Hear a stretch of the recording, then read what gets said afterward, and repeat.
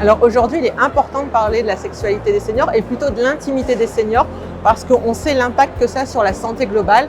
C'est-à-dire que ça a un impact positif sur la santé et qu'on a aujourd'hui un grand sujet qui est important, c'est la solitude des seniors qui n'est pas prise en compte. Et dans cette solitude, c'est vraiment les relations affectives, amoureuses et intimes qui doivent être mises en avant le plus simplement possible. Et ce que je dis, sans prosélytisme, c'est-à-dire si on veut avoir des relations intimes, on en a. Si on ne veut pas, on n'en a pas, c'est OK. Les grands tabous, c'est surtout la société qui empêche de parler de ça. C'est la société patriarcale, il faut que je le dise.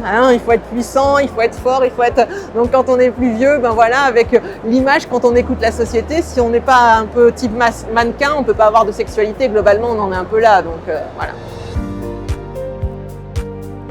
La santé sexuelle a un impact sur la santé globale, elle améliore le sommeil, elle améliore le système cardiovasculaire, a un impact très important sur la santé mentale et sur la diminution de prise de psychotropes chez les seniors. Donc il y a vraiment un effet global en fait ça, et plus l'intimité, parce que quand on dit sexualité, c'est l'intimité, c'est-à-dire que par exemple le toucher et de pouvoir faire du corps à corps et dormir l'un contre l'autre ou pouvoir juste se masser, ça c'est de l'intimité, ça a un impact positif sur la santé, par exemple ça diminue la tension artérielle. Alors les principaux freins, la société leur dit c'est pas possible, donc certains s'autocensurent. Quand ils s'autocensurent, c'est-à-dire qu'ils n'osent pas en parler, n'osent pas aller voir les choses.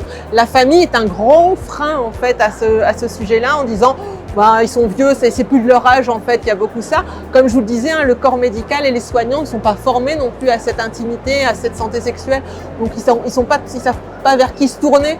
En fait, pousser la porte d'un sexologue, c'est difficile, et quand vous écoutez la société et votre famille et que vous avez que 75 ans, pousser la porte d'un sexologue, c'est encore plus difficile.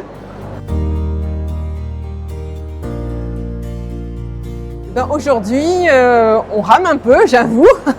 Alors moi, j'ai mis en place cette plateforme Always Valentine qui parle de ces sujets-là parce que c'est vraiment mes patients qui arrivaient en difficulté dans un état très décompensé. Alors que si on leur a donné de l'information, ils auraient pu effectivement aller beaucoup mieux et pas en arriver à prendre des médicaments. C'est vraiment ça.